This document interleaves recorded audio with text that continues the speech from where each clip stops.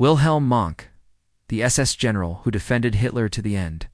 He was a man born into a fractured world. Wilhelm Mohnke entered the world in 1911 in Lübeck, port city in northern Germany, still grappling with the aftermath of the First World War. Like many of his generation, he was raised on defeat, national humiliation, and a desperate hunger for something greater.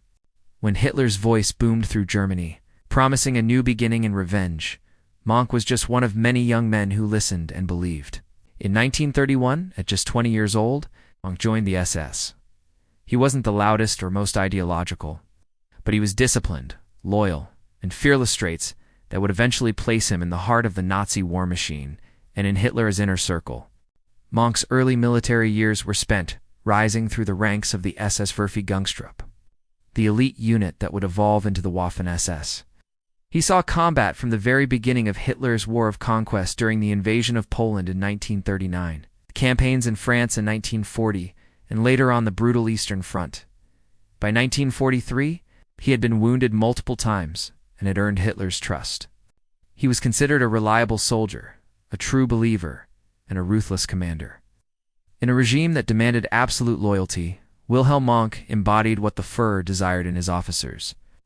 Yet, as the Third Reich began to collapse under the weight of Allied bombardments and Russian tanks, Mohnke's most defining chapter was about to begin, not on the open battlefield, but in the ruined streets of Berlin. In January 1945, as the Allies closed in on all sides, Hitler summoned Mohnke for a task unlike any other. The capital needed to be defended. Hitler was preparing for a last stand, and he wanted a man he could trust to defend him until the very end. That man was Wilhelm Mohnke. Promoted to lead the defense of the central government district, including the Reich Chancellery and the Führerbunker, Mohnke was placed at the core of the regime's final days. With roughly 2,000 men under his command as SS troops, Hitler Youth, and Volkssturm militia, he was expected to repel the overwhelming Soviet onslaught. Mohnke knew it was suicide. He knew they had no tanks, no reinforcements, no escape. But he took the assignment anyway. As Berlin descended into hell, Mohnke operated like a man possessed by duty. Artillery shells shattered the skyline. Flames engulfed entire blocks. Civilians wept in the underground stations. But inside the Führerbunker, Hitler still clung to fantasies of victory. Mohnke watched as the Führer lost his grip on reality, issuing orders to phantom armies that no longer existed. In those final days, wasn't he just a commander? He was a witness to the psychological collapse of the man he had once revered. He saw Hitler's paranoia, his tremors, his refusals to flee, his screaming fits. Mohnke never once broke ranks. Even when Hitler married Eva Braun and then took his own life on April 30th, 1945, Mohnke stayed. When news of Hitler's death spread, despair filled the bunker.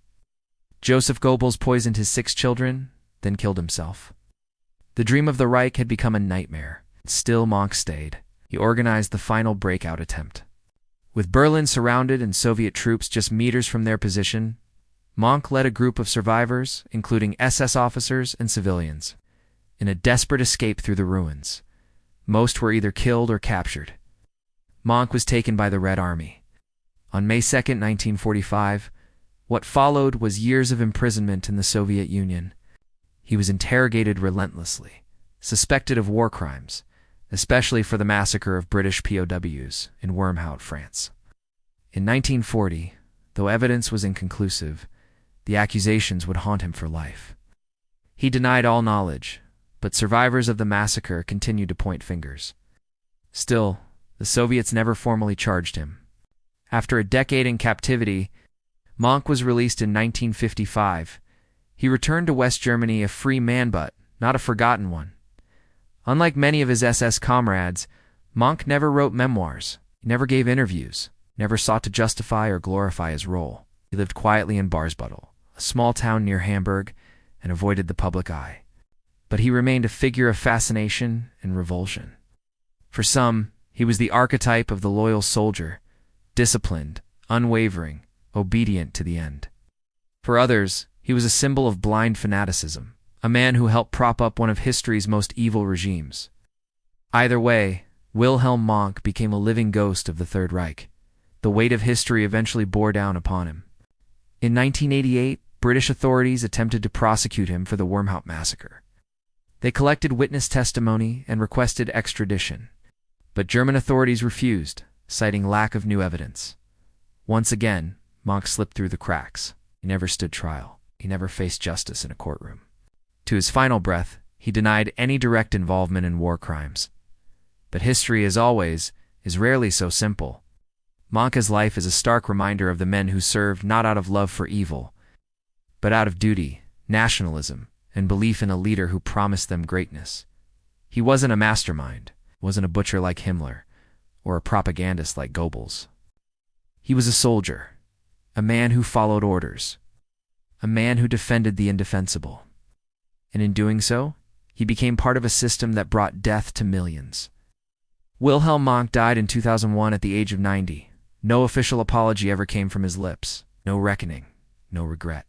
His story, like many others from the Nazi regime, lives in the shadows of history, unresolved, controversial, and chilling. He was the SS general who defended Hitler to the end. And even now, in death, his name sparks fierce debate. Was he just a soldier doing his job, or was he a willing participant in the horrors of the Third Reich? Perhaps the truth lies somewhere in between.